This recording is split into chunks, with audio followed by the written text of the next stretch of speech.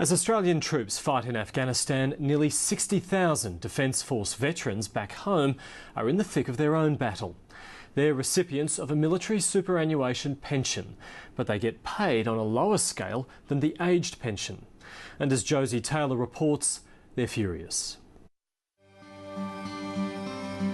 Peter Stokes was once a colonel and led a battalion in the Vietnam War.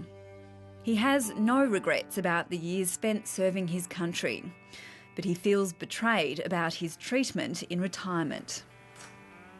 It has created an enormous amount of anger, and I don't think that government is as aware of the anger as they should be.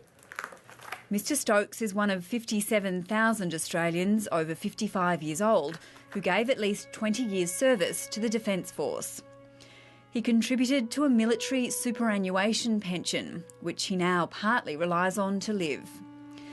Many veterans use it to supplement their main income, which could include service or aged pensions. But unlike other pensions, this military superannuation only rises according to the lowest measuring stick, the Consumer Price Index. I'm getting by, I mean, there's no question about that, but I wouldn't represent the average. You know, the average superannuation pension is only about $20,000 to $22,000 a year. Lindsay Taylor last year said, well, you know, of course, in that case, they can go on welfare. In other words, they rely on the old age pension as well. Well, there's a lot of pride in people who've been in the military, and particularly in the families of people who've been in the military, who don't like the idea that they have to rely on welfare. Last month, the Senate knocked back a bill that would have lifted the superannuation pension to match indexation of the aged pension. Labor voted against the bill, saying it would cost billions of dollars. The reasons for the bill's failure were, firstly, the present budget situation and the need to return to a surplus by 2012-13. The Coalition claims it is affordable at about $100 million per year. We dispute their figures and we dispute the fact that there aren't savings. I mean, everyone knows that there are savings in the Defence Department. But the Defence Minister, Stephen Smith, says the Coalition is being opportunistic. Pretending to military superannuants, there is a magic solution. Recently a bill was rejected in the Senate. What the Liberal Party never told anyone was that if that bill had been passed, it would have seen the taxpayers of Australia fork out billions of dollars. Successive Australian governments have always wanted to ensure that our military superannuants and our veterans are treated in the best possible manner, and that's certainly what this government does. Thanks, Julie. You're largely really helping us out. Not according to Vietnam veteran John Griffiths and his wife Lois. Sure. What's that, 500 of? 580. Bread and margarine for this month. 26 years, my pension has been going backwards and backwards for quite some time. We'll never recover that, but we accept that as long as we don't slip back any further. John Griffiths says his superannuation pension isn't all of his income, but it's a crucial part. I still love you. I think a sad fact of life is now that here we are at an age where we should be turning around helping our children, where in fact it's getting to the stage where the children help us. We've just had 2 granddaughters around last week for a week's holiday with us, and a mother gave us $200 to help out with the costs for the week, so we could take them out. Now that's an indictment. Now I don't want to sound like a whinger. There's military superannuants that weren't officers that are worse off than what I am. David Catterall injured his back jumping off a tank in the Vietnam War.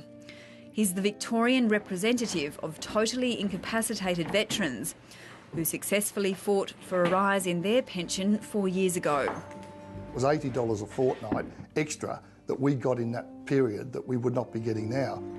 He says about 20% of his group also rely on the military superannuation and would dearly love a similar boost. That pension level does call for, I think, at my age, which is 66 in December, a bit of a life, and we can go out and we can enjoy ourselves and have a beer. Retired Brigadier Neil Weeks is leading the push for a higher pension from Townsville. He's rallying veterans to campaign for the Coalition in marginal seats across Australia. The groundswell is absolutely huge. It is enormous, not just the retired members, but from the currently serving members, including I've had emails from those over in Afghanistan. They are concerned that if this is not rectified by this government, then they'll be fighting the same fight that we're fighting now in 20 years' time. The sense of betrayal, anger, frustration and discontent by the veteran community and the ex-service community in general, and the service community, is palpable. It is really quite alarming.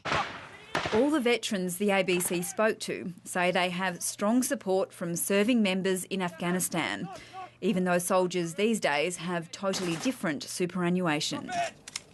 They think it's terribly unjust. Many of them believe that they'll be left on the heap once they get out of the services as well. The only time you see a politician these days is at a military funeral when someone gets killed in Afghanistan. It's for a photo opportunity and PR thing, but they don't get off the backsides and have a look at what's happening to the soldiers that are trying to survive. We are very conscious of our soldiers who return from Afghanistan. It's very important that is part of the Australian ethos, and that is what the government does. Some who fought for their country say they're examining their final options. The only other way we can do it is to talk to people and say, don't let your children join the armed forces because you're not looked after from the time you leave.